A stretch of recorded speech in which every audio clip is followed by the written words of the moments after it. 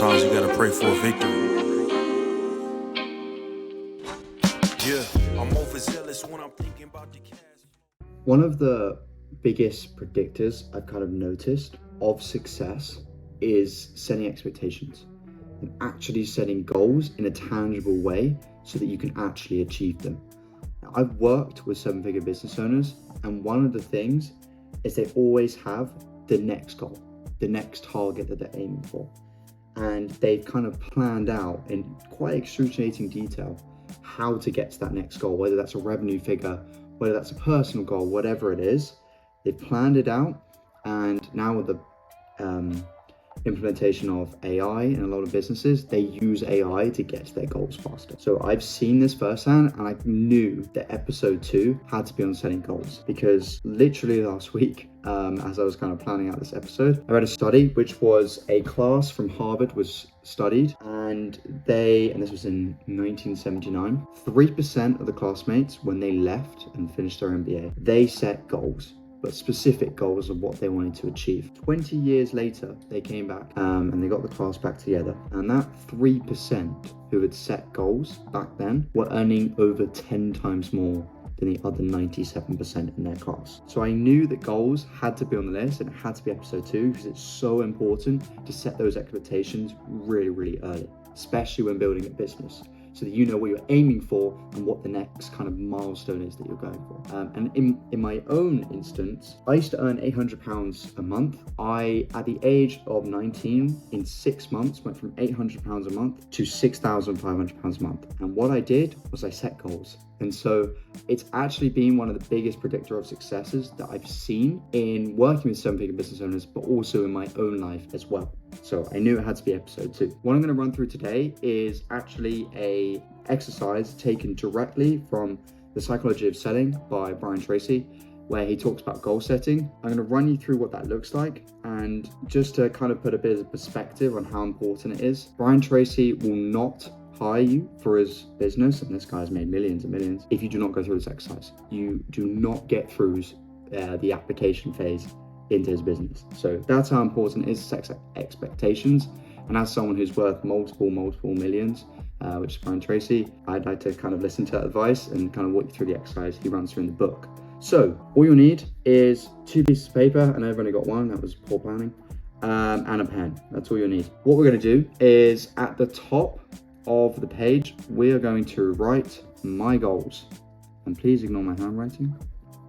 My goals, and today's date, which is the 14th of the 6th, 25.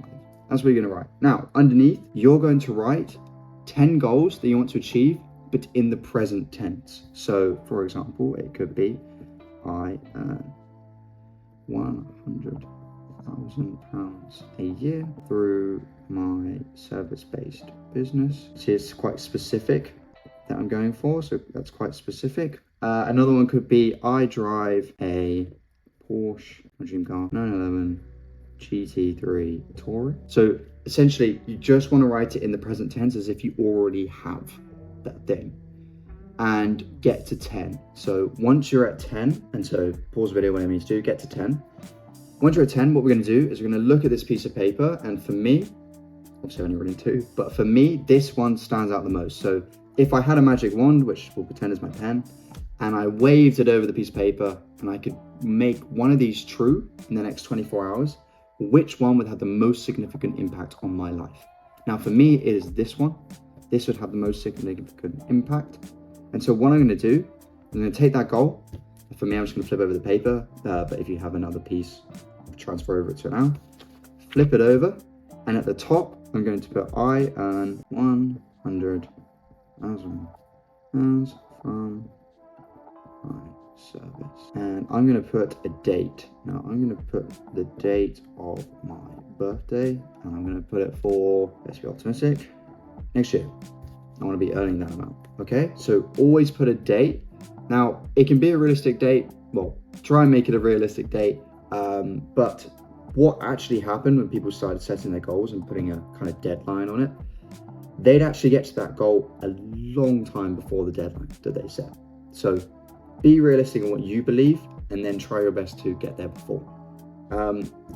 Now, underneath, you're going to write 20 different ways or things that you know you need to do in order to achieve that goal. So for me, I knew,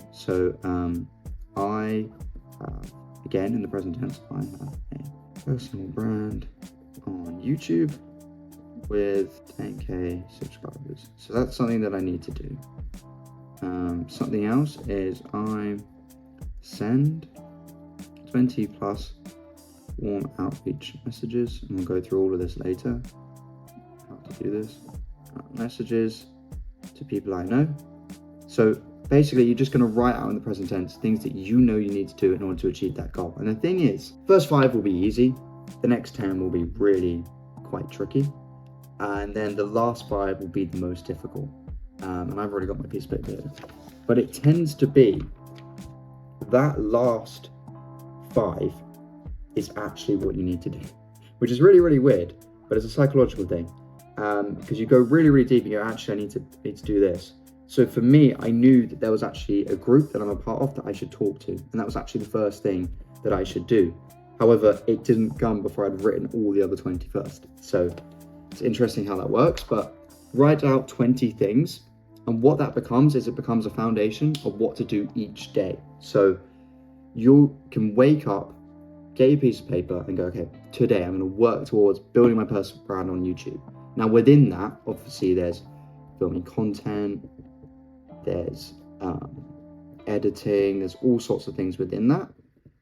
But that is the set goal that you're trying to achieve. So that each day you have got a tangible goal that you're working towards. This, honestly, has been the biggest predictor of success I've seen. But it doesn't work on its own. You have to change your environment in order for this to actually work. So I'm going to walk you through how to change your environment in a way that means you have the best conditions and the best possible chance of achieving this goal. So I'm actually going to pull up my computer. Let me move this over here. Let me pull up my computer. Essentially, and I've got a kind of list here, there are 2 ways of improving your environment. Let me just start that recording. Cool. So there are 2 ways of improving your environment. One is the physical space, one is the digital space. Digital space wise, what you need to do is you need to put your phone in do not disturb. I've done this. My phone is constantly in do not disturb. It doesn't matter what time of day, all day. And then I'm going on my phone on my own terms. So when I look at my phone, it's on my own terms. It's not because I got a notification. It's not because I got a message. It's not because someone called me. It's on my own terms that I'm going on my phone. Now, if you need to, and this has been a big one for me, I put my phone in a completely different room when I start working, just because I used to get so distracted by it. It was awful. Literally, maybe I'd even be waiting for something to load and I just pick up my phone and start scrolling. And it's like those 2 minutes that you may spend scrolling, they equate to so much. And in these beginning phases of building a business, your time is the most valuable asset. So you have to focus and you have to find ways to get the highest return on your time and make sure you are as productive as possible. That is such a big one. The other thing is your physical environment. Now you may have noticed my desk is very, very clean. You want to make sure it is, because your desk, when you look at it and it's nice and clean, it's an instant reflection on your mental capacity, on your mind, because you'll see the kind of physical space and that will reflect in your mental space. So make sure your desk is as clean as possible. I know it sounds crazy, but it actually works. And I think one of the things that people kind of miss is you've got to do deep work at points. You've got to be in such a zone where all you're doing is you're just working, you're just locked in. So you have to audit your calendar and get to a point where you have these blocks where you're just in deep work. So you're probably still in a job at the moment, and so am I. This is why I'm kind of doing this series of how to get away from that. But essentially, I get up at 6. This is my calendar on screen. I get up at 6 and I kind of go through, I have a shower, I get dressed, and then I come downstairs, and the first thing I do is I start working, which I know is so contrary to what you usually see, but I found if I just start working, I actually get so much more done and I'm much more productive throughout the day.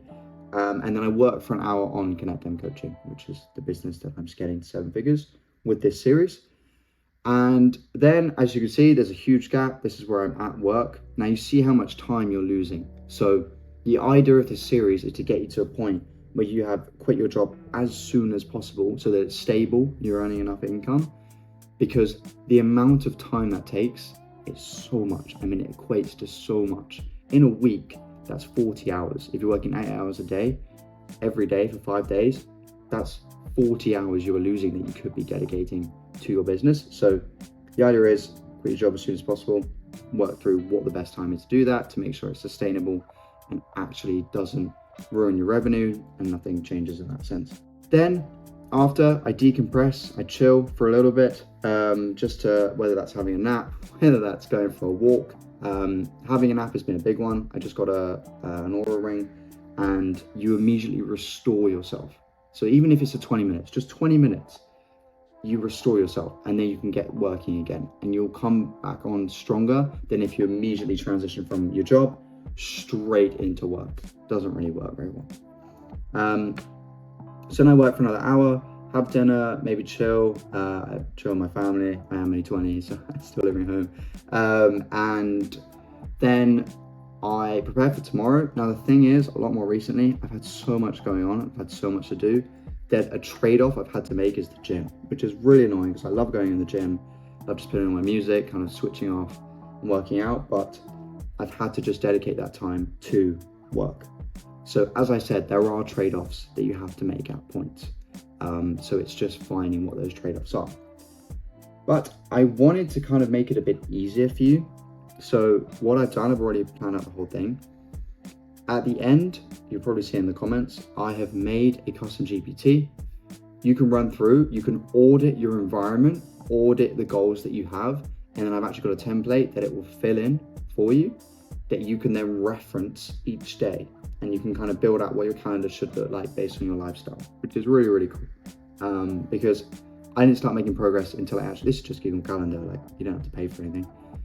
I didn't actually start making any gains or any success until I actually found my time and went, okay, where's my time actually being distributed to? What can I do to get time back? That's what needs to happen next. That is the priority. But yeah, short episode. I just wanted to run through goal setting because it's been one of the biggest predictors of success for myself, millionaires that I know, and also when you have that clear system, thought process, and clarity, makes everything else so much easier. For the next video, you're going to have to do another task. So obviously, get the GPT, get the template, build it out, all your goals, your environment, audit it. The next task is you're going to get a Google Doc, and you can do this by talking into ChatGPT. I can walk you through next time kind of how, but find every single achievement, everything that you've ever done in your life, whether that's a client result, if you're currently at that phase, if not, what you've done professionally. So maybe you were given a project that you then were in charge of, whatever it is, put it in a piece of paper, just every single achievement that you have done professionally, personally, everything, because that will then become the foundation of finding your superpower. So what you're going to sell as a service or a product, and that will become the foundation for the next episode, which is who to actually sell to. So we're going to take your superpowers and work out who to sell to for your business. That's the exciting bit. These first 2 episodes kind of being foundational. Next time, we're actually going to move on to the foundations of your business and how to build it properly. This was a good episode. See you in the next one.